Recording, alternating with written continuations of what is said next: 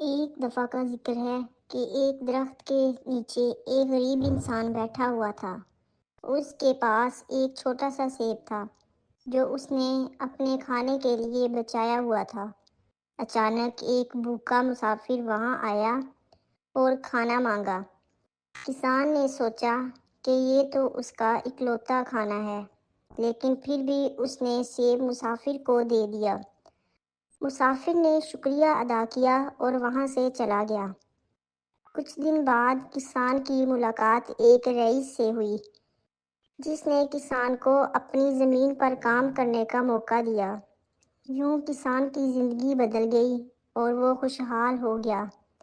سبق: نیکی اور سخاوت کبھی ضائع نہیں ہوتی۔ جب آپ دوسروں کی مدد کرتے ہیں تو اللہ آپ کو اس کا بہترین صلہ دیتا ہے۔